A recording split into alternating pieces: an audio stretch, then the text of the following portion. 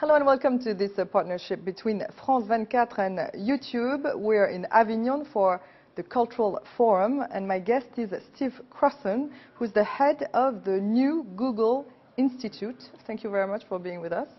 It's very nice to be here. Google Cultural Institute. That's right. Which will be open maybe next spring, 2012. Can you tell us about it? That's right. The physical space of the Institute will be opening in spring 2012.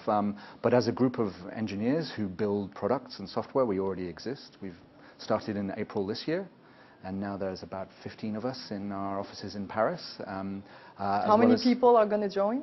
We're continuing to grow. I don't have a sort of limit yet on how far we're going to grow. We're growing as we can find the right people to bring on board who have the right combination of technical skills, and we're finding so far it's been great to be in Paris. Is it a way to win the hearts of the French and the Europeans? I think it's more something that is core to what Google really believes in. I mean, this is really part of Google's mission. Actually, Google has done these projects for a really long time. We've done projects with UNESCO. Before the creation of the Google Cultural Institute, we created the Google Art Project, for example, and a large number of other similar projects. Always done often as projects of passion by individual Googlers, the famous 20% projects of Google. And this project is really a way of actually investing more in those.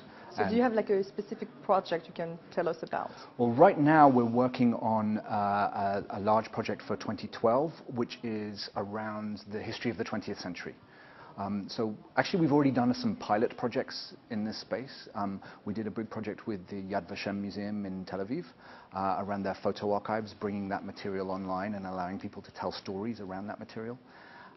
We've also got a partnership with the Nelson Mandela Foundation in South Africa. So you're looking for partnerships specifically in Paris as well? We are.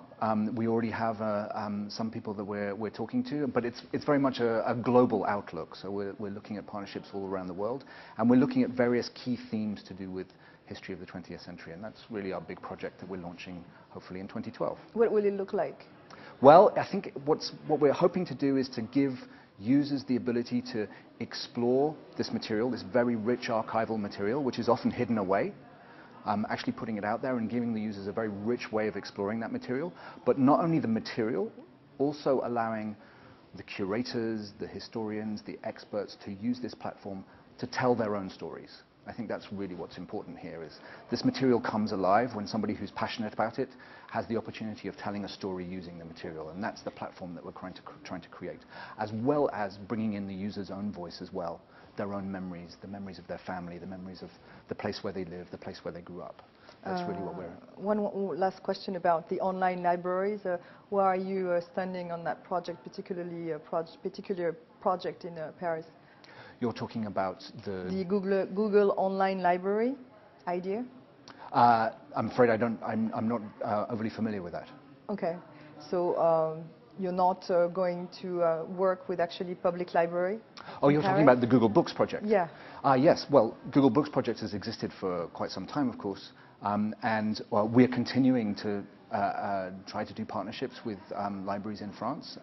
We've had some success. We have a great partnership with the library in Lyon, which has been in existence for some time now. And we're certainly, that actually doesn't form part of the Cultural Institute. Google Books is a separate organization within Google, although we have obviously a lot of liaison between the two. But the team there in Paris, Philippe Colombet and his team are making great efforts to build out that effort as well. Okay, well, thank you very much, Steve Crossan. And thanks for watching. Stay with us.